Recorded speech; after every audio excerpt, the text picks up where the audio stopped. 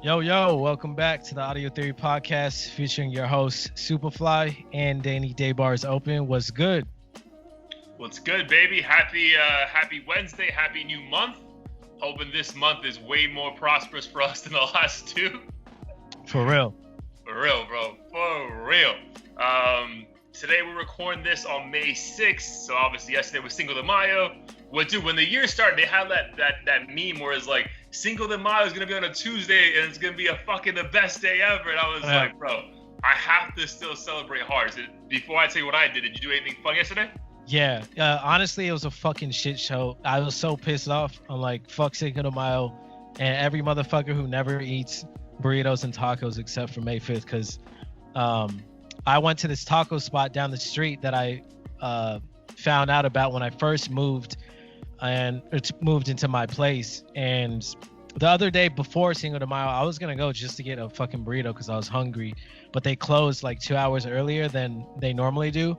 Okay. So I made it a thing to show up like at a decent time on Cinco de Mayo.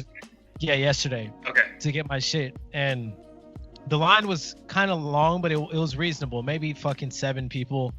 So I'm thinking I'm clever. Sign up for pickup order online instead of waiting in the regular line. Shit says it's gonna be ready in 15 minutes. I'm like, perfect. I'll go grab a beer or some shit while I'm waiting. So I show up at the pickup time, and these motherfuckers are like, "Yo, I don't see your order on the thing." God. So they basically have to like replace it. And I'm like, as a matter of fact, I'm gonna add another thing to my shit because I might as well if I'm gonna be waiting this long. I added a quesadilla. The quesadilla alone, for some reason, took like 45 minutes. It was just a basic ass cheese quesadilla. The burrito ultimately took an hour and a half from the time I originally placed it. So I show up to this spot around 7. Don't make my way back home till like 8:30. Damn. Yeah, so I was fucking heated. It was bomb as hell, but I was so pissed off when I got home. I got faded. I had like 5 shots immediately. Did you guys have like a house party? Yeah, but it kind of started, it was supposed to start around 7, and I was busy waiting in line thinking, it might have taken me 20 minutes, but it took me an hour and a half. Yeah. So everyone was a little bit tapped out when I showed up, but we still got to chat and talk. It was fun.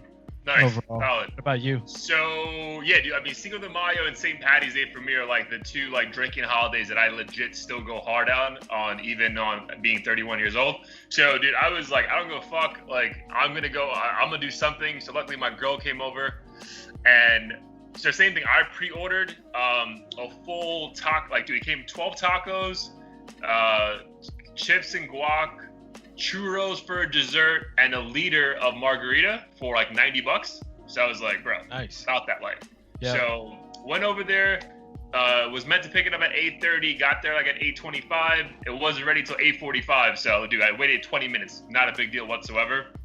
This place was fucking slammed, bro. Like they're voted like South Florida's best Mexican spot. So every fucking person and their cousin ordered from there last night. So it was cool. I waited in the car. They came in my car, like, sir, your food's ready. Dude, I came home, fucking destroyed those tacos, Coronas, margarita was on point, strong as shit. Bro, it was phenomenal, bro. Like, if you're going to have a Cinco de Mayo at home and not have a fucking massive party, I was totally satisfied with it. So I was just glad I fucking did something, bro, because I feel like it starts getting depressing where, like, all these things that you would have done in the past, and you're just fucking at home doing nothing. Like, I'm like, no, fuck that, bro. Like, I am doing something today, bro. Like, I don't go fuck. I think that's why it was so annoying, is because everyone and their fucking mom was just eager to celebrate something, have a reason to drink or whatever. So, like, fuck it. I don't even like tacos that much, but I'm just going to do it to be festive. Yeah. The other thing that fucked up my night fucked it up for a short period was I was hell-bent on getting horchata. Oh, damn, that would have been fire. And I put it in my order, and this dude, after I get my order, he's like, at the same spot? Yeah, the same spot. I think it was the owner. He comes up to me, he's like, yo, we don't have it, but I'll get you a different Mexican drink. He goes over to the soda machine. I'm pretty sure this motherfucker pushed like the high C or a Hawaiian punch on that shit and handed it to me. I tasted it. It was like straight regular ass juice. And I'm like, no alcohol in it? No alcohol, nothing. It was just like some generic ass juice. And in my head, I'm like, it's fine because I'm gonna dispute this on my fucking credit card. But I'm like, yo, I specifically asked for a horchata. I paid probably like $5 for that. Yeah. And he gave me juice instead, so I was heated. Oh my, yeah, you gotta dispute that shit for sure. Like just saying, somebody else was there, it wasn't me. Yeah. Oh, but the dope thing is, I think the stupid app that I did the pickup order through, for some reason, reimbursed me. So. Oh, that's dope. I came out on top, I hope. Yeah, that is dope. That actually happened to me a couple weeks ago. I was in the mood for Chipotle, and then for whatever reason, Chipotle through the app uses delivery dudes. Bro, they just did not pick up my food. Like, so I had to go and get it myself. So I just fucking was like, yo, give me my money back. And they refunded me the entire thing, and as opposed to just a delivery fee. So that was nice. Cool. I'm sure the Postmates and DoorDash and all those fools lost so much money yesterday because I don't think their apps could anticipate the amount of traffic and shit there was yesterday. Oh, facts, bro. Like, it's like you said, I think everyone was in the same mindset we were. Like, yo, it's a fucking drinking holiday. I don't give a fuck. We are doing something tonight, bro. It's a Tuesday. I'm gonna be drunk in the morning at Zoom meeting, but yo, we are fucking doing something. Well, and it didn't help that Monday and Tuesday, for me at least, were like hands down the most stressful work days in a few weeks. So really, I was like, I'm at 5. Nobody's sending me a goddamn thing. I'm getting faded. Yeah, dude. I had a meeting that was going over a little bit. I'm like, all right, guys, let's wrap this up. Yeah. I got some margaritas waiting for me, bro. Yeah, that margarita was fire. When you say stressful though, was like stressful like it's good because you're finally feeling busy again and like business coming back? Nah, it's bad busy because there's more account changes with my clients. One of them actually decided to terminate their partnership with us. So I haven't lost my job yet, knock on wood, but I'm being shuffled around, so I feel like I'm starting a new job, which is annoying because I'm working with new clients and have to ramp up and shit. So for me, it's not like before where I was kind of cruising and I knew what I had to do every single morning and night. Like now I'm working with people on the East Coast, so I'm waking up to fucking emails that are sent out at 6 a.m. and shit. And these fools don't sleep either, so you would think they'd be calming down around like 3-4 o'clock. They're still sending me shit at 6 o'clock West Coast time. So I'm like, yo, go to sleep. I don't have kids and shit you're trying to dodge. Yeah. I got shit to do. It's not my fault Tammy is fucking trying to do homework and you're trying to avoid it. Like, let me relax. That's funny. Damn, that sucks, man. Well, I mean, again, the positive, and I feel like in these times we only have to focus on the positive. The positive is that they still think you have value, but they rather move you around to a different team and just move you out. You know what I mean? So that's the positive. Because my company did that with a lot of people, bro. Like, there's like hundreds of people they've like moved to different teams because like, listen, we value you, even though your main like competency is not needed right now. We still want you to be here, so you got to be grateful for that. Yeah, for sure. Nice. All right, man, let's get into it. All right, before we get into it, though, obviously we need to address the elephant in the room. The hookah is back. What flavor today? The same one, peach mint. It's called dark peach mist. I don't know what the dark is for, but it tastes good. I'm gonna stick with this flavor for a minute. I wasn't gonna bust it out, but I busted it out because it was a stressful week and I felt like I deserved it. Oh, you deserve that. I'm drinking passion fruit La Croix right now because nice. I'm trying to get the toxins out of my body after all that drinking last night. Yep. And then I'm gonna call myself out just in case French Montana listens to this episode. So yes, I am wearing a Pride Nike tank, and I have no issues doing that because I support all kinds of people. So French Montana, don't fucking start gay bashing me as well. And then I had a couple comments recently, bro, like because they feel like everyone's like, yo, are you sponsored by Nike? Because I feel like I'm always rocking some kind of I noticed that when I was editing the videos. I'm like, this fool low-key has a sponsorship and hasn't been splitting the check with me. Dude, my thing is like, so I don't have a sponsorship. I do have a connect, but Nike, I'm gonna fucking tag you. Send that shit, bro. Send that sponsorship. Just merch. Like, I don't even need money. Merch. I'm down with that. I think we talked about it before with the whole Kaepernick thing, but Nike's hands down one of my favorite brands of all time. Oh, dude, same. I'm just fucking loyal, bro. Like, I'd rather just rock all Nike than rock shit that I don't really give a fuck about. You know what I mean? Like, so. Yeah.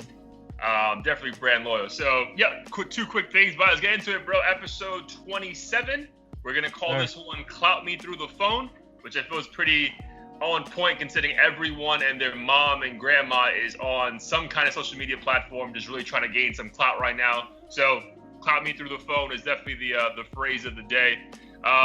So before we get into it, bro, as far as music, we'll get to that in a second. So I feel like so much has happened since the last episode. Dude, I feel like, I don't know if it's our show, if it's a coincidence, but like, since we discussed conspiracy theories, clearly we weren't the only people in that mindset. I sent you a screenshot earlier. I think since like April 12th, the Google searches for conspiracy theories went up like 145%. That's fucking nuts. Dude, so I feel like that has to do with a few things, but mainly, I mean, kind of the reason we brought it up, like, bro, the longer you're trapped in your house, you start thinking like, bro, there has to be something deeper behind this besides like, you know, God's will, which again, I still think it is, but I can understand why the entire fucking country's like, bro, all right, what are the theories? Because seriously, like, why the fuck am I still home and I see people outside and they're absolutely fine? Like, why can I be outside, right? So I feel that has a lot to do with it. What were your thoughts when I sent you that screenshot? Yeah, I mean, I'm not surprised just because you and I obviously have been talking about him a lot, and we're not, you know, conspiracy theory nuts. So the fact that two regular dudes who weren't actively talking about it all of a sudden were made me feel like the rest of the world was doing the same. I'm also not too surprised either because we hear so much conflicting information on a daily basis that I think sitting at home, you know, being bored, you can't help but, you know, think to yourself, let me research this shit and see what's really going on. Obviously it's just odd to drive around and see people that paranoid and wearing masks and stuff, but at the same time, you're not seeing people, you know, drop like flies and, you know, become blood-sucking zombies in the streets. So it also makes you wonder, like, you know, are we overreacting? Are we not taking it serious enough? Like, what the fuck is going on? And you can only help but think, you know, this is some like new world order type shit that we're not privy to. How did you feel at the Mexican spot? Like, with like, because it's probably one of the few spots recently you've been out with multiple people, right? Besides the supermarket. So how did you feel? Like, how was the social distancing? Was it even present at all? Like, what was the scene? It was present, but it wasn't like 6 feet by any means. It was more so like, yo, don't rub shoulders with me. Otherwise, everybody had masks on. I didn't care. I was like, if this is my last meal, cool. Because this burrito's about to be fire. No one was paranoid or like really antsy. I'm just waiting for somebody to like turn around and try to fight me and pull out a ruler because I'm not like exactly 6 feet away from them, because I'm gonna lose it on them and be like, yo, it's not that fucking serious. Yeah, for sure. I mean, my thing is like, so when I went to the Mexican spot here, it was more so everyone was very aware of the space they were in. So if they were too close, I would take a step back, or vice versa. The restaurant did a great job because they were only doing people who already ordered prior. So what they did was, once they saw your time was up for you to pick up, they literally put your bill on a table, so you would just go stand by the table by yourself. So that was pretty cool. So I didn't have to fucking deal with anyone like right next to me. Yeah. But my biggest thing, bro, like as I start going out, or as we start going out, hopefully more, my thing is just wear a mask, bro, because there's people who have it and have no idea. Like I honestly think I had it at some point, but I don't think I had symptoms like crazy. So like, people just don't have symptoms and still have it. So I just feel like be respectful and just wear a mask. Yeah. And after that, like, I don't give a fuck, bro. Like, you can be a foot from me, just don't fucking cough on my face, or if you like have a mask on. That's like the only thing I have, bro. Like, have a mask on. Like, be respectful of other people and not just be like, yo, I'm fine, I'm young, I'm gonna be fine, blah blah blah. For sure. Yeah, that was kind of the vibe I got from everyone else there. There's some common sense signs on the wall, like, if you feel sick, please don't come inside, and wear a mask. Like, 2 simple things I think everyone can follow and should be fine with. Because I'm like, as long as people aren't sneezing and coughing, then I don't feel afraid or threatened at all. Yo, same. Yo, how do you feel about like how things are reopening and we're getting a little bit, you know, trying to move to the new norm, and then fucking we go to Jumanji level 17 where these fucking murderous hornets are on the loose apparently? Yeah. Well, first off, the worst thing is I get all my and I think someone else mentioned this in one of my roommates, is that we get all our news from memes. At least I do, or that's where I first see these headlines, and I can never verify it until I Google search it, because who knows if this is just some fake tweet. But yeah, I looked into it. I'm like, holy shit, like this is next level. It is like some Jumanji type shit. I just hope I never have to deal with them, because I fucking hate insects of all kinds. All kinds, bro. Mosquitoes fucking love me, bro. That's the fucking most annoying thing. Yeah. Bro, so in the past 2 weeks, we've had a UFO video be released by the government and murderous hornets. And like, we're all like, bro, I don't even give a fuck anymore. Let me outside. You know what I mean? Like, I don't give a fuck. Let me go outside. The funny thing is, when I first moved into my spot, I bought this insect catcher, bug catcher thing, and I didn't really have a use for it here. I had way more insects and shit at my mom's place. So I was like, yo, let me just sell this for like $25. It's just sitting here. After the murderous hornet shit came out, all of a sudden people started pinging me on OfferUp and Let Go and all those apps, like, yo, will you take like 15 for this shit? Like, I'll come right now. And I'm thinking to myself, this is odd. Like, where's all this attention coming from? Because I didn't repost. You know how it expires or like gets pushed down the listings if it's old? I didn't renew it. So I'm like, let me just keep this shit in case, because they probably know something I don't. Nice, so I'm not selling it. Nice. Yeah, that's probably going to be worth like $1,000 in a couple of weeks. Yep. I'd be so happy if that happened. Oh, it's so crazy though, man. There was like a meme where like it was legit like coronavirus outbreak, fears going down, government like pushes a button, release the hornets. It's like there's gotta be a meme, like some Austin Powers type shit. Dog, it's so crazy, man. It just feels like it's like one punch to the other. But again, I just hope May brings, spring, you know what I mean? Like it's meant to bring, blossoming of trees, like just happiness, right? So I really just hope we go. This is like the part where we start going downhill and it's all like positive vibes constantly, man. Because, dude, March and April were fucking, brutal. Just fucking brutal. Yeah. It was definitely a shocker. As far as work from home vibes, bro, like how's the past week been? It's been solid. I think at this point I'm finally in my groove. Like I'm cool doing this forever. I mean, it would be nice if when things open up, we could, at least at my company, we could maintain this and then kind of have an optional go into the office if you just need to like get away from distractions and stuff. But I'm definitely feeling this whole work from home vibe. I just get way more done, I feel like, and I can use my lunches to do shit I normally wouldn't be able to do. Like I could play video games, cook lunch, go to the doctor, like whatever it is. Yeah, dude. But how about like you live in a 2-floor house, or is it 1 floor? Yeah, 2-floor. So are you getting like your steps in? Like, do you feel like you're moving around enough during the day besides your workout, like just moving around? During the day, a decent amount, because I'm on the 2nd floor, so I mean I use the stairs. But if I'm not like working out and using the punching bag and shit, then I probably wouldn't be getting too much exercise. Yeah, that's like my only, so same, like I think I'm getting a routine down. Like I have 3 different spots where I work, like either my like a countertop, I work on my couch a little bit, or I go outside on the balcony so I can have like proper posture. Nice. But the only thing is like, besides running twice a week and then my workout, which is 45 minutes a day, I feel like I don't move around enough. So that's like the only thing that I'm trying to like consciously do as of yesterday is like, bro, like every hour, just like get up and just like circle around, because like, bro, I feel like you take that shit for granted. Like when I went to work, I would like walk around the entire floor multiple times, like walk to my car, walk out of my car, walk to the building. You know what I mean? Shit like that, like you just take for granted. You probably do fucking 1,000 steps in your sleep. Yeah. Legit, like, dude, I don't think I have like 200 steps in me a day besides my workout. You know what I mean? Like, just wake up, come over here, work for 9 hours, relax, go to bed. Like, it's just.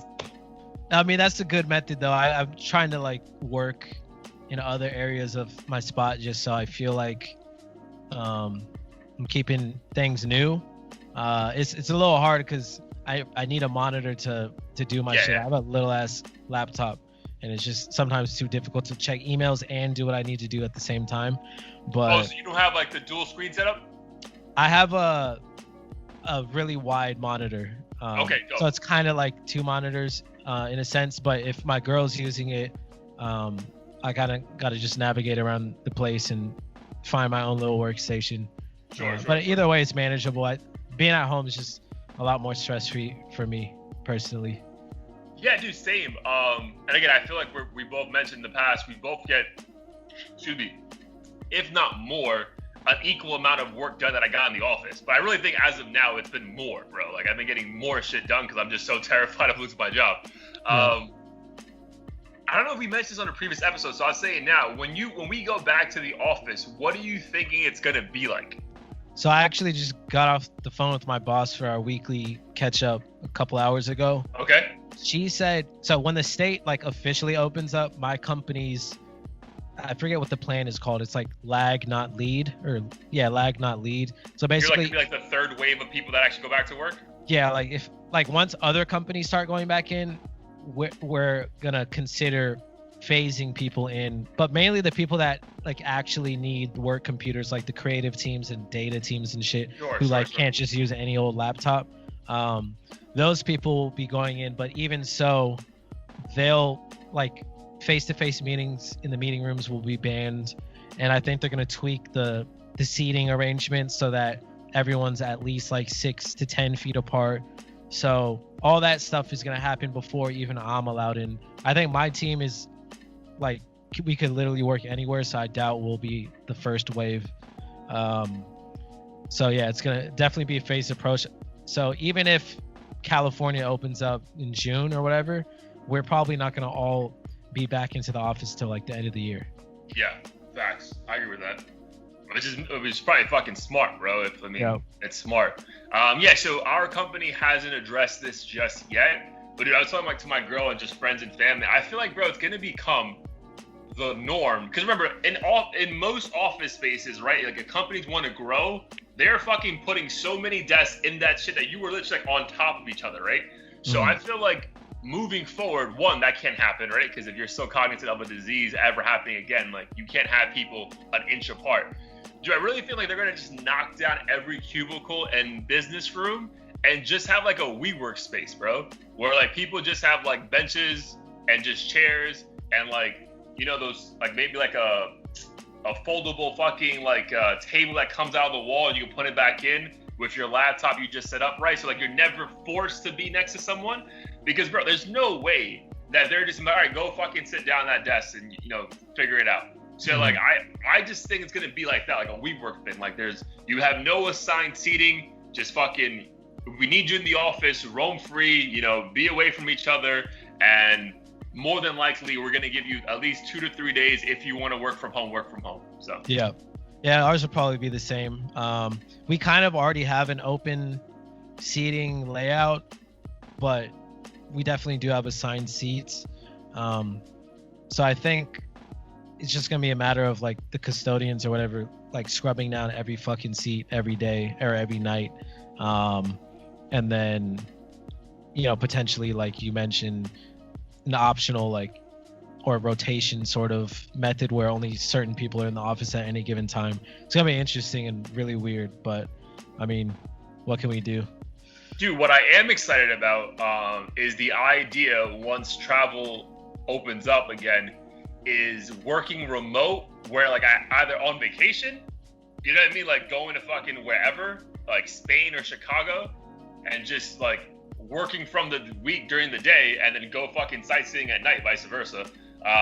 Because like their biggest thing in the past is like, leaders can't work remote. And I'm like, well, clearly we have 3 months of data where I work harder remote. So like I already haven't come back to that. And then just the idea of like, if I want to go see my family in New York and New Jersey, I can just go work from home there, and it's going to be the same as this. That's what excites me, like being able to like go anywhere in the world now and being able to work and like not having that negativity, like, bro, you can't work remote. Like, bro, clearly we can. So yeah, that's a positive, I think, too.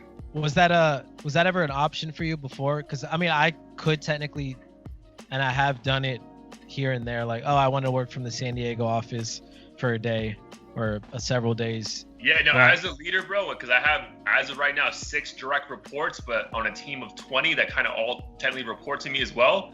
I have to be available for the other 14. So they're like, yeah, as in the past, so before the pre-March, they were like, bro, the idea of ever working remote for a leader is like not an option. And then this all happened, and boom, they saw like our value go through the roof, and they're like, oh fuck, okay, it could probably work then. So nice. Yeah, it's probably some arbitrary shit where you need to show face and exactly be present and stuff. Exactly. How can you hold someone accountable and they're in the office and you're at home in your boxers doing nothing? I mean, I get where their mind was at, but clearly now that you have the fucking data sample to show that hey, productivity can actually go up, and it doesn't matter where the fuck the people are as long as you do your job. Like yeah. And bro, we have so many tools now, bro. Zoom, Teams. Fucking your fucking cell phone, just call someone. Like it's just not that serious, bro. Shit, this is probably all my fault because I've been wishing for this shit for a long time, and God's like, you want this shit? Are you sure? You just released this fucking virus on us. Yeah, just working from home, like, because I always thought that I'm like, fuck, I would love to work from Thailand for 2 weeks and get my shit done the same way I always do, but I have to get it approved, and like people are gonna be like, yo, where's Blair at? Like, is he just fucking getting hammered in Bangkok and not really doing anything? So, but now it's like kind of no questions asked in a way. Yeah, no questions asked, bro. So, yeah, exactly, no questions asked. Like it's like, I may need this day to drive up or go somewhere, but I'm gonna be available all next week. Yeah. And like you don't even need to tell them anymore. You know what I mean? It's like I'm going to New York. It's like, bro, I'm gonna be available next week. Yeah. Nothing changes, bro. All right, what else do we have about non-music stuff before we get into it?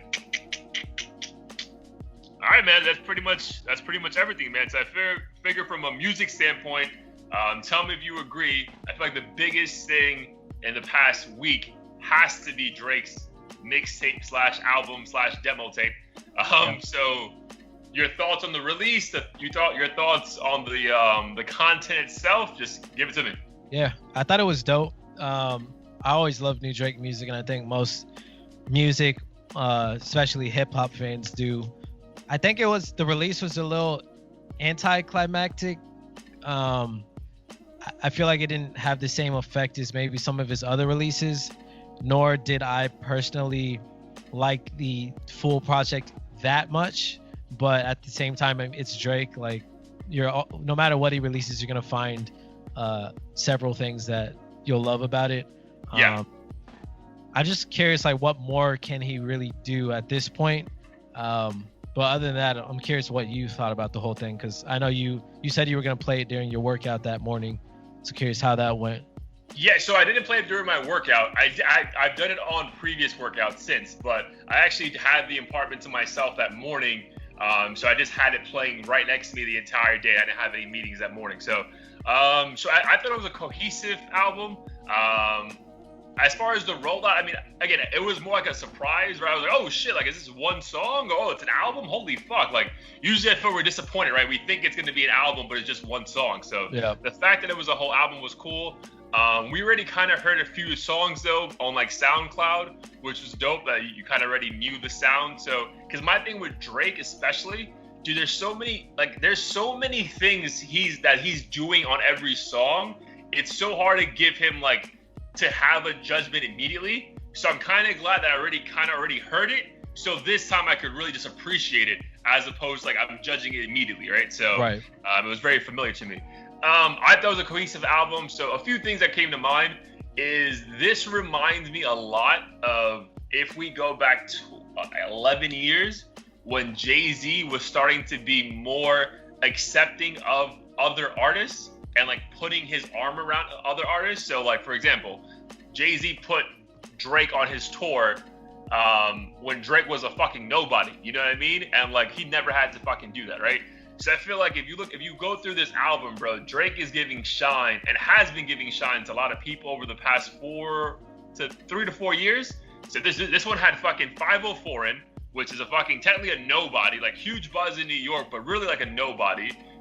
Again with Young Thug, again with Future, again with Chris Brown. Like again, it's cool that he's like very aware, and this probably goes to his Billboard speech a year ago. He's like, love the people who you appreciate now, show them love now. So it's just cool that you can just see like Drake is now like in his own little like, hey, I'm the alpha, I'm the man, which he could probably fucking do because he's been the man for fucking a decade. But I feel like he always tries to share that spotlight with other people to help bring up their own fucking limelight, right? Because I'm sure there's a bunch of Drake fans who aren't Young Thug fans, who aren't fucking 504 fans, who aren't, Future fans, but you have Drake on a track, like it just helps other people shine as well. So I feel like we're seeing that transition in his career where he's doing more and more of that, which is pretty cool. And then as far as the content itself, man, I feel like there's a lot of shit. We'll get to the heat of the week later. It's definitely from this album for me, but I'm just curious if you can guess which song it is. But as far as content, bro, I also feel like another Jay-Z comparison, like he's giving us lessons. You know what I mean? Like, I think this is a very retrospective on like trying to understand the world, because literally he's been trapped in his fucking apartment recording this thing. I mean, his house. So I feel like he's giving us a lot of lessons that may go over a lot of people's heads. But when you fucking listen to a few songs 3, 4, 5 times, bro, he is giving absolute fucking like master degree classes in those 3 minutes. So I really enjoy it. I haven't gone through and started comparing where it falls and like, is it really an album or not? But if I had to give it on a scale of 1 to 10, dude, I'd probably go like an 8-1, because I was thoroughly fucking impressed with it. Like, it had the street shit, it had the fucking reflective shit, it had the songs for the bitches, it had everything, bro. So it had the fucking TikTok song, and like it had everything you fucking need in 2020 to enjoy an album. So I thoroughly enjoyed it. Nice. Do you think he'll release like another official album this year? That's what he said. According to him, that's still the plan. He said late summer he's still going to release an official album. So nice. I'm super excited for that. Yeah, that's a lot of content from an artist. Again, when you're already at that level, you don't really think they need to, right? Like fucking, Jay-Z drops an album every 3 or 4 years, only if he gives a fuck. You know what I mean? Like, he has no reason to prove anything. So yeah, I feel like Jay-Z's definitely, Drake's definitely in that class where, like, if he did not want to drop shit every 5 years, I would thoroughly understand that, Yeah.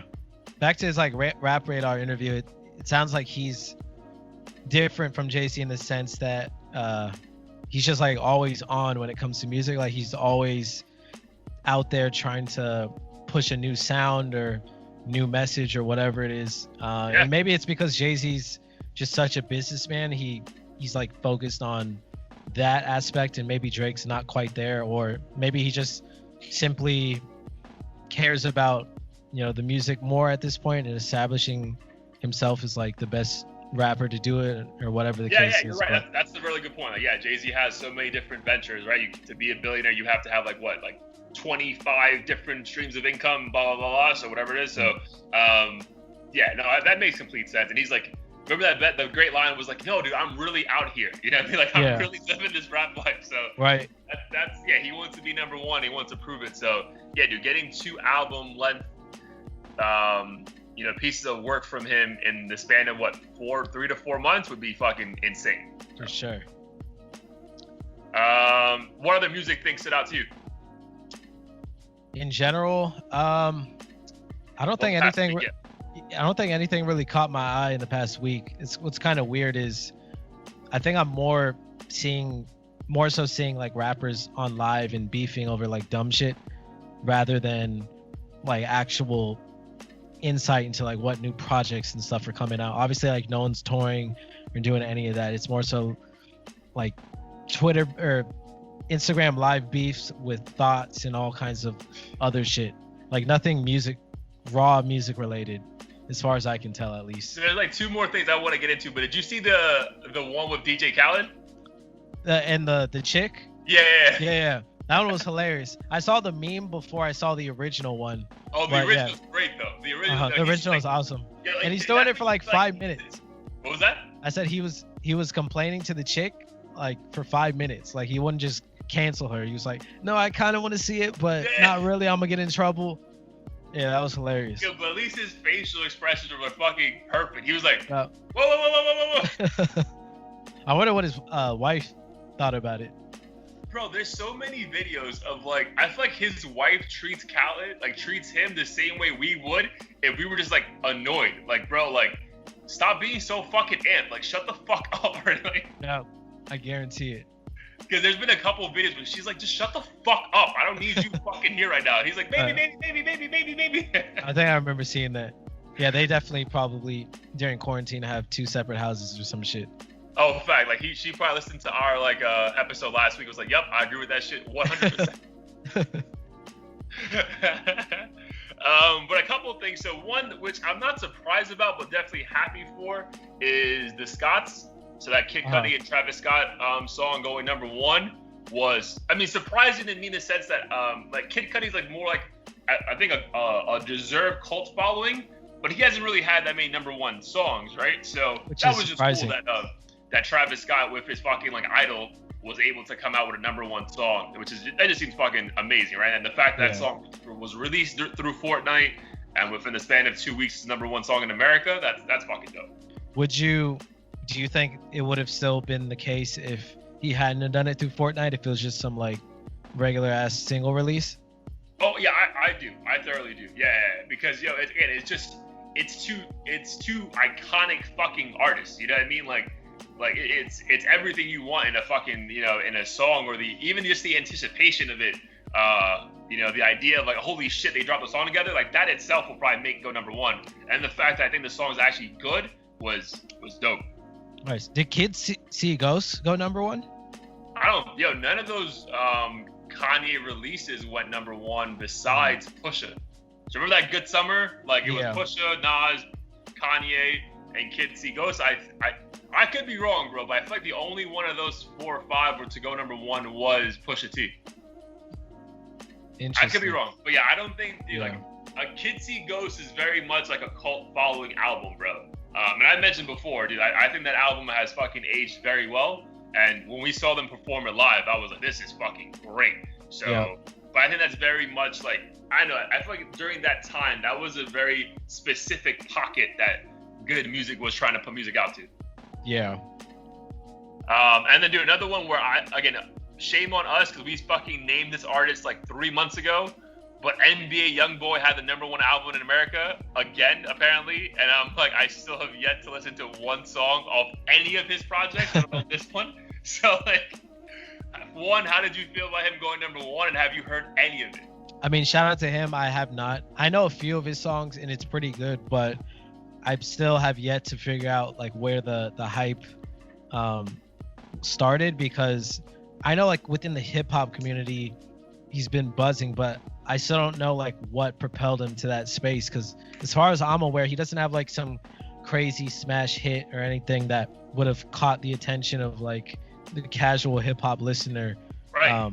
Like he seems to have some like weird cult following, kind of like DaBaby, but like DaBaby kind of makes sense. You like understand his gimmick and everything, whereas NBA YoungBoy to me is like a somewhat lyrical like southern street rapper who kind of sounds like the old Cash Money type shit, but not really, and I just don't understand it. I mean, that's not to say his music's not good. It's just as someone on the outside looking in, I've yet to figure out like, oh, okay, that's why he's interesting and why I should be paying attention and listening, other than the fact that he's like hitting all these milestones and shit.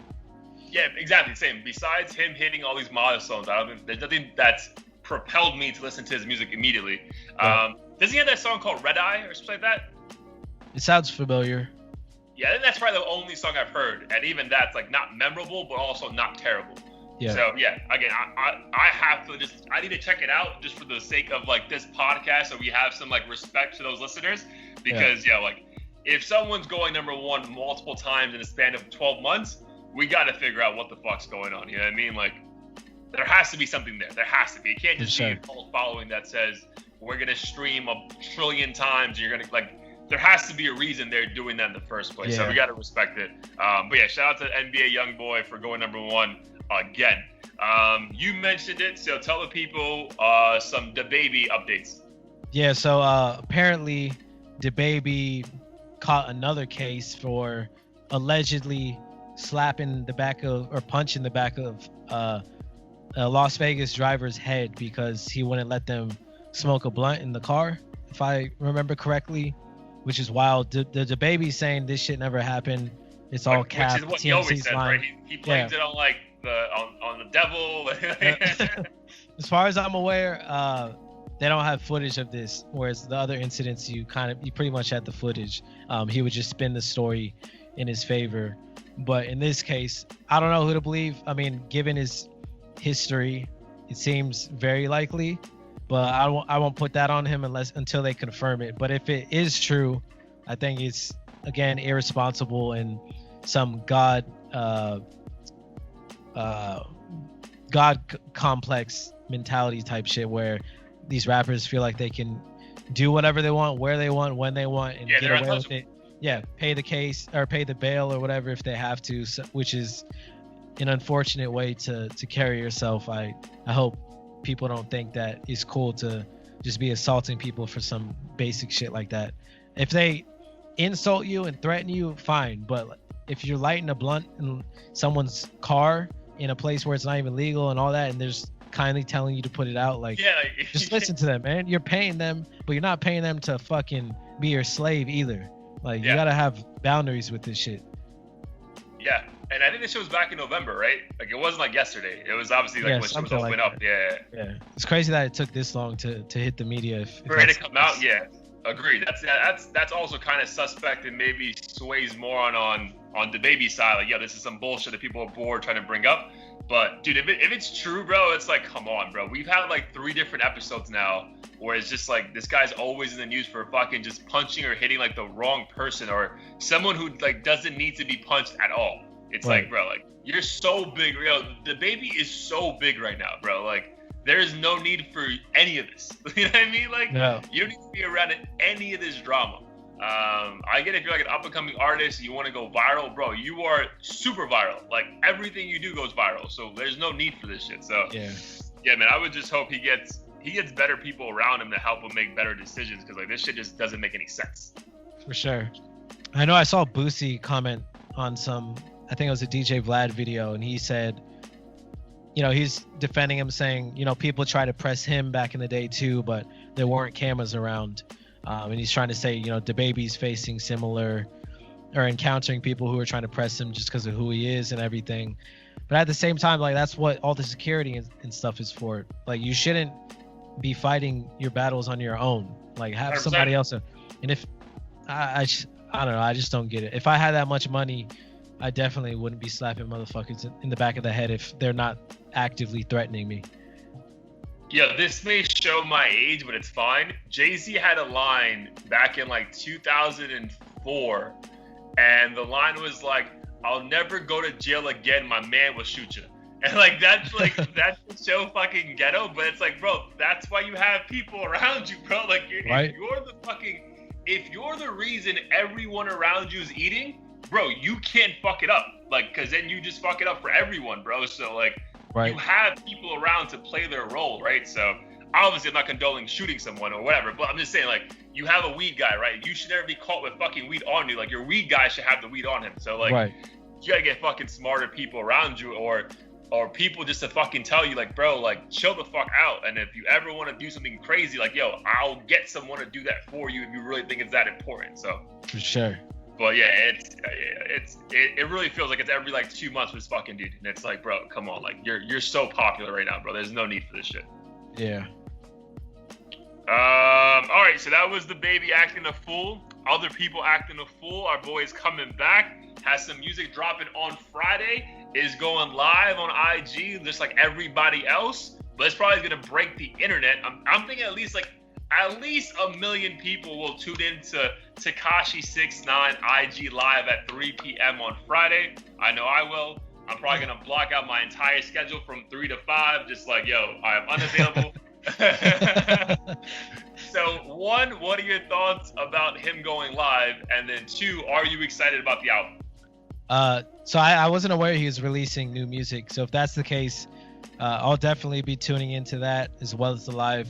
I'm excited, not condoning snitching or any of that shit. I think just in terms of hip hop as a genre and an industry, I don't think this has ever been something that's happened before, and it'll just be interesting to see if someone who's like the antichrist essentially to hip hop still manages to flourish and work with other names too, because I'm curious if people like Tory Lanez or whoever else will kind of put all this snitching stuff aside and continue to work with him. So I'm also curious who's gonna tune in and kind of have his back and be like, oh, he was never about that life, like don't worry about it, sort of thing.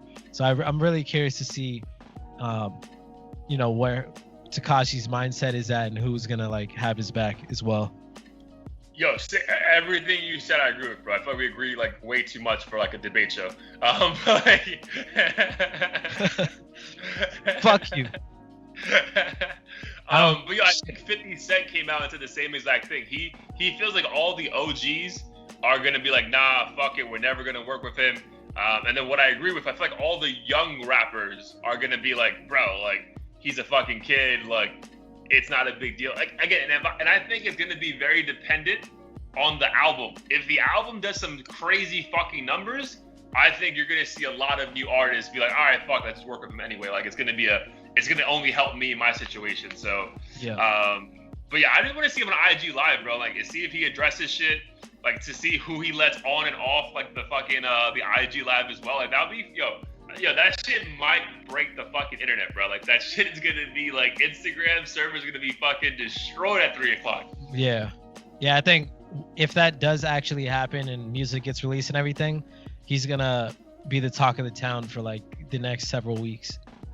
I mean, you would think so, bro, because Drake drops an album already, and I feel like people. I mean, I don't know, but like we're being bombarded with fucking content during this quarantine, whatever. So like, I think we may not be like, I think it will be, but we may have a new story next week already. You know what I mean? Because there's just like so much fucking shit that we're being given. Like, and like initially it was fucking dope. It's like, all right, cool, I'm not bored, I can watch this. But like, dude, I'm like the house party invites and the Zoom chats on the weekend. I'm like, bro, I'm good, bro. Like I don't want to. I'm done with that shit. Yeah. Like my family hits me up, but I'm like, bro, I'd rather just text right now, bro. Like, I'm not really trying to do like, I love y'all, we can FaceTime randomly, but like the whole like house party thing for 3 hours, and I'm like, I'm good. Yeah, it was dope. It was dope the first couple weeks. But more so for me, it's just like, yo, my vision, like, bro, like looking at a screen for another 3 hours after looking at a screen for 9 hours straight is just like, bro, like, fuck, that's just like mentally it just fucking drains me even more. So yeah, no, it kind of feels like work, even though that's not what you're doing. Because even my like old fraternity brothers set up this weekly Wednesday meeting, because we used to have those meetings in person in school. So it's kind of random because we weren't doing it before, even when we left college. But in my mind, I'm like, fuck, it's another thing to think about and sit on my laptop and stare at and pretend like, this is completely fun the entire time. Like sometimes I just want to relax and not talk to anybody. Dude, same. And then my point of I said earlier, where that's another 2 or 3 hours of you not moving around. You know what I mean? Which just also fucks with you, right? Because a buddy of mine that I worked with back in Charlotte like a few years ago, apparently the reason why he got those lift-up desks, back in the day when they weren't that popular, is because, dude, apparently the majority of your lymph nodes are like in your lower back. So if you legit are just sitting the entire day, you legit are killing those lymph nodes that are built to like fight diseases for you, and like you're legit just killing yourself, because like this right here is fucking terrible for you, like just no movement whatsoever. So they're doing that for another 3 hours after you just did it for an entire fucking day. It's like, bro, like I don't think I have the energy for it, at least right now. Like I can go a couple weeks without it. Obviously I miss like my friends and family, and like again, we spoke about it before, it's a cool opportunity to talk to people you haven't spoken to in years, like you said, with your own buddies from like school. But yeah, like I don't know, just these last 2 weeks, like I feel like the cabin fever has really been setting in. It's like, bro, I'm not trying to sit down and fucking just talk for 2 more hours when I just talk for 9 hours. Yeah, for real. On that note, I'm gonna end the podcast right now just so I can go fucking run. My legs are numb as shit. Like I legit can't feel my legs right now. Shout out to Don Toliver, by the way, because that song is dope. Is that the yeah. All right, so is there anything else you wanted to fucking discuss before we get into like heat of the week and theory drop of the day? No, I think I'm good. Those were all the big points. Really excited to see this Tekashi shit. I'm so curious, like what. Yeah, I'm so pumped for that, bro. I am so pumped for that. Same. I wonder if he'll bring 50 Cent on, even though like 50 was like disappointed in him. Like I feel like he's gonna bring some people on his IG live who we think we're like, why? What the fuck? Like I feel like we're gonna be shocked by it. And then also, like, how it's like, I really hope he doesn't, like, you don't, like, he's somewhere where it's, you can't give it away. Because obviously, just like the human being in me, like, yo, I don't want this guy to get fucking killed or some shit. You know what I mean? Like, I hope, like, it's very, like, ambiguous wherever he is, so you have no idea where the fuck he's at, as opposed to him, like, on his phone, like, yeah, look at me out here, Malibu, motherfucker. Yeah. It's gonna be some sterile ass, like, all white room. He's gonna have, like, no reflective shit in there, just so that you can't have a smidgen of an idea of where he's at. 100%, bro. And, like, yo, what if he removed his face tattoo so you can't even, you know what I mean? Like, I'm just curious to see so many. All that. His hair's a normal color, like, it's just black. You know what I mean? Like, I'm probably gonna have some, like, fake ass Zoom chat background. You know, those custom backgrounds you could. Oh, that's smart. That's smart. Yeah, that's smart though. Like, I would do that. He'll probably pretend he's in Paris or some shit. Yeah, there's people out there that fucking want to kill me. I would 100% do that shit. All right, bro. So I got my theory. I got a theory drop of the day. Not so more a theory, but more like what we were doing 3 years ago today, you and I and Sarah. So we were doing exactly 3 years ago today was the last day of Rolling Loud that we went to in 2017. So that was cool. I went through, like, old pictures and just, like, going, like, trying to reminisce about, like, that time. And it was just that was the first time I met you properly. Yeah, dude, that was just a fucking, like, super dope experience. That was the first time I felt that I was getting old when everyone around me was probably, like, 14 years old. You know what I mean? So, like, yeah. I was like, yo, is this the new? Because that was, like, my first festival. And I want to say, like, bro, in almost fucking, like, 6 years. So that was, like, I was like, oh, shit, like, bro, like, my thing is, like, when I did festivals, I was already in my 20s. So, like, still seeing fucking 15, 16-year-olds was, like, shocking to me. Like, I feel like if I was 21, I would still be shocked by that. Being 29 and seeing 15-year-olds was like, what the fuck is going on? For real. So, yeah, that was just my theory drop of the day. Like, it was just cool that 3 years ago, you know, we started going to festivals together, and it was just, like, an amazing experience. And obviously, you know, hoping and praying it comes back and in the real form, as opposed to, like, a digital Rolling Loud. And I'm like, bro, like, I don't want that shit. Like, I wouldn't even tune in. Like, that shit could be free, and I'm like, I'm not tuning in. Like, there's no. Yeah, I think a lot of the difference now is, I think social media and the age of the artists definitely had an influence, because obviously people like fucking Lil Nas X and Lil Pump and stuff attract the attention of, like, 15-year-olds and 16-year-olds, and then social media too. Like, everyone wants to be seen at the coolest shit, and I think that also triggers some of these teenagers to show up to the events that all the cool big kids are going to. So it's kind of annoying, because I was even thinking about Rolling Loud now, and I'm like, even if I could go for free, I mean, I would go if it was free, but if it's not, like, I just feel, it almost makes you feel lame, because you feel like the old head who's just hanging around these young ass kids who are just ratchet and annoying to be around, and who can't handle their alcohol or their drugs or whatever they're on. But I'm definitely looking forward to new experiences, whether virtual or not, as far as, like, music goes. Yeah, same, dude. And it goes back to, like, when we got a lot of credit by, like, the artists when we went to Coachella week 2, because they were like, yo, we know week 2 is really about the people who love music, whereas, like, week 1 is all about the posers and, you know, Instagram influencers, blah, blah, blah. And I feel like Rolling Loud is just that throughout the entire time, right? It's just a bunch of kids who want to be seen. Dude, we're in the fucking mud every day, and they're wearing the most expensive sneakers, the most expensive fucking outfits, and I'm like, bro, like, we're here to just fucking enjoy the music. Like, yes, I'm not saying show up as a bum, but, bro, like, why are you wearing legit $800 sneakers when they're going to be destroyed? Yeah. Even if it wasn't muddy, but, like, they're going to be destroyed because you're around thousands of fucking people. Like, so that's, yeah, it's just too much of that, bro. Wanting to be seen, wanting to have the fucking geotag at the festival is just like, bro, come on. Yeah. Yeah, that's wild. Any drops of you? Any theory drops from you today, or you want to go straight into heat of the week?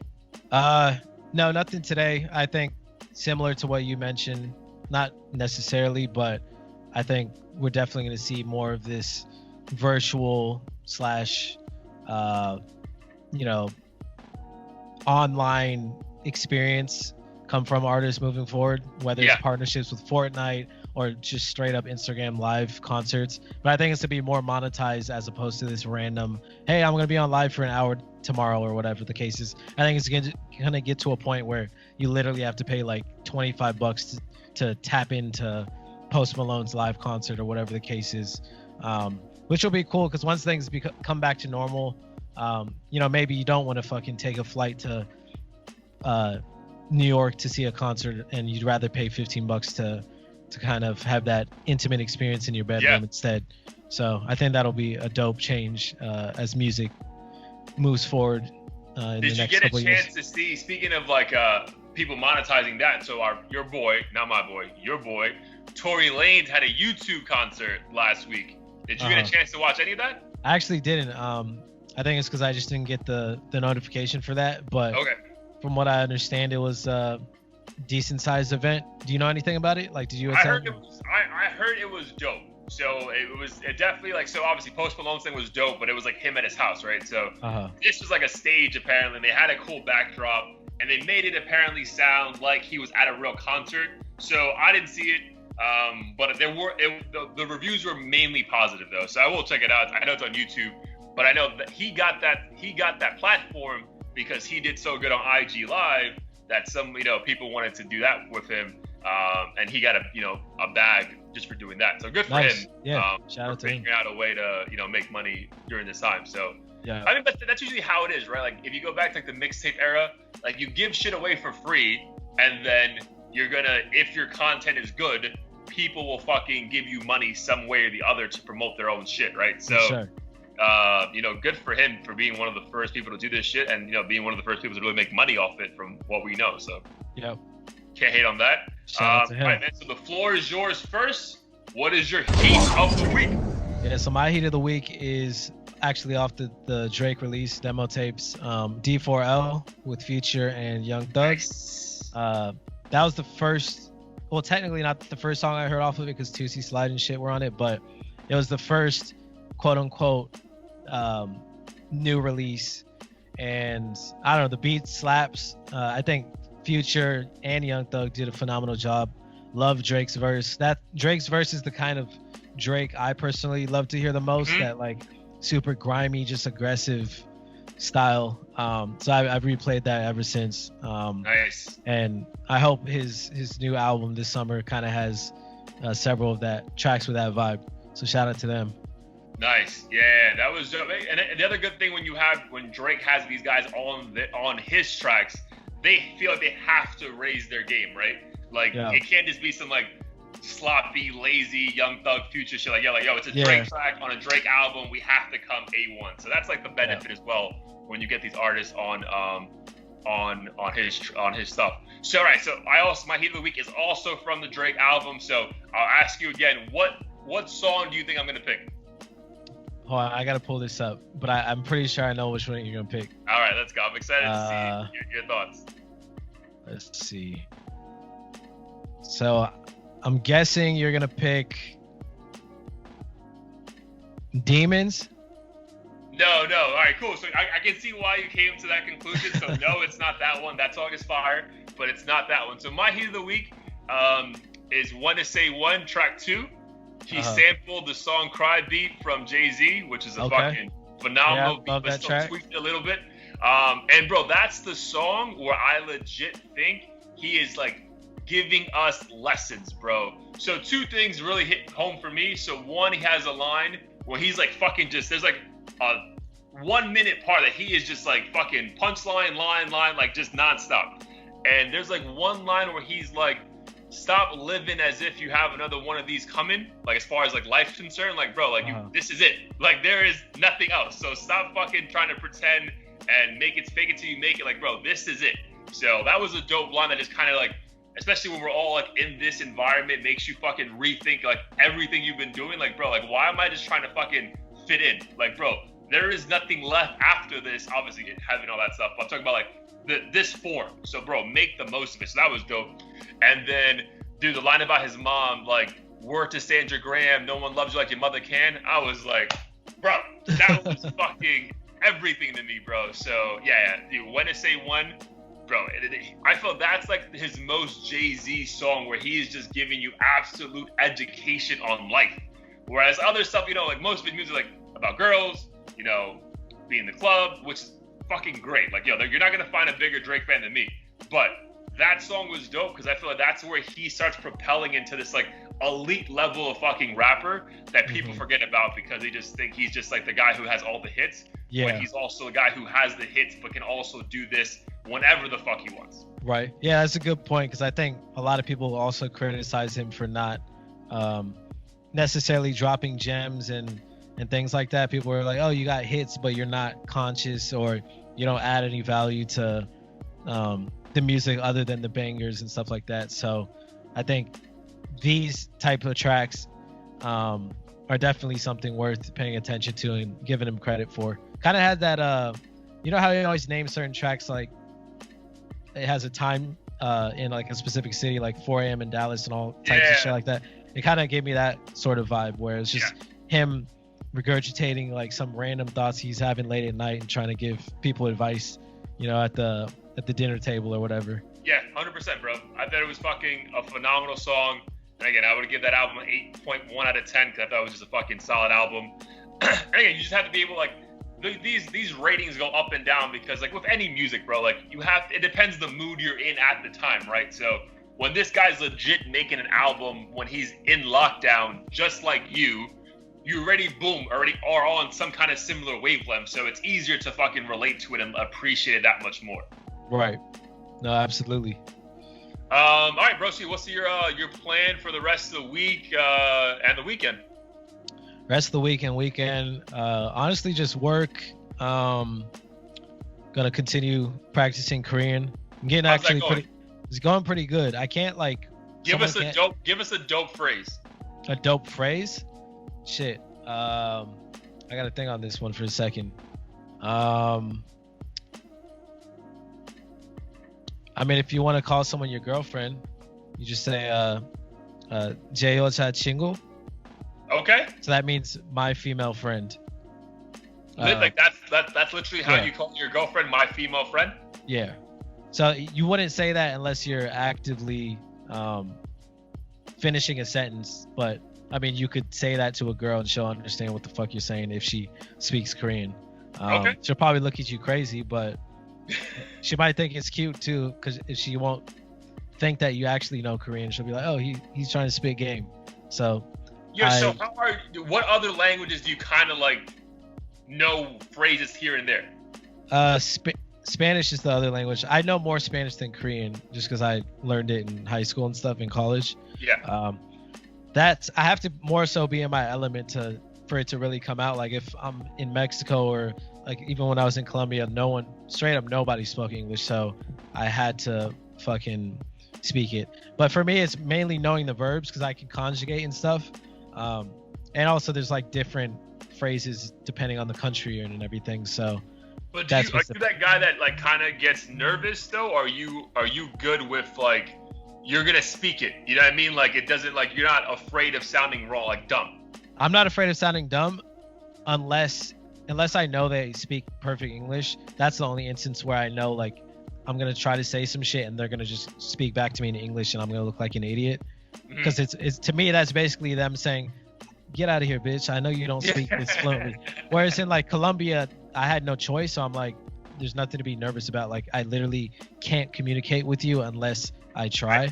Yeah. So in those environments, I'm completely fine. But like, it'd be weird for me to go to Koreatown in LA and like try to speak it because I know they speak fluent English and they probably don't speak Korean super well anyways. So that's where I'd be like, should I even try this shit and look like an idiot? Dude, fair enough. All right, so my bad. I'm gonna cut you off. So yeah, what else you got going on besides learning more Korean? Shit, probably just drinking, watching movies, working out. But in the next couple weeks, I'm gonna probably go to Airbnb. I'm probably gonna Airbnb in a couple nearby cities just to get the fuck out of here and switch things up. For the week? For the weekend. Okay, to do it for the our week. point earlier, like maybe you do it like a Thursday through Friday and just work from the Airbnb, you know? Yeah, I'll probably do that at some point because this work from home stuff is 100% gonna last through the end of summer at least. I would say so. That's a very safe bet. Yeah. All right. Well, then just as a reminder to you, don't fuck up and call your mom on Sunday for Mother's Day. Thank you. I was supposed to set a reminder for that shit.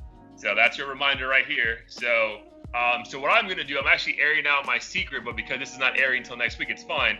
I'm gonna go. So dude, it's weird. So I ordered flowers for my aunt and grandmother 2 nights ago, and then I ordered it and went to bed. And then dude, in bed, I'm just like, I couldn't sleep.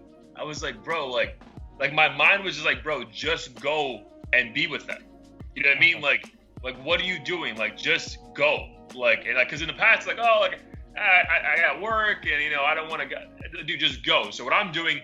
So Saturday morning, I'm driving up early. I'm gonna get there Saturday night, like around 3 in the morning, and I'm gonna surprise them Sunday morning for a Mother's Day brunch at the house. They have no idea about it, so my aunt and grandma are gonna be over the moon. And that's in New York? It's in New Jersey, yeah. New Jersey's nice. I'm driving though, so I don't trust any airplanes right now. It's just like a 15-hour drive. Doing it with Sarah, so I'll be fine. Nice. And then I'm gonna go obviously visit my mom. Her, pay my respects and just like, talk to her for a few hours, give her some flowers. So yeah, bro, it's probably that more so. Like, that's probably the reason why I'm very much like wanting to go. Just seeing my mom on Mother's Day, like, why not? And then do my grandma 77. It's like, how many more Mother's Days, knock on wood, am I gonna have with her? So for sure, like, the excuse of me being busy with work, it's like, bro, literally go work there. Like, it doesn't change anything, right? So I'm driving. I get in Sunday morning. I'm staying there half the week, going to Rhode Island so Sarah can see her mom half the week.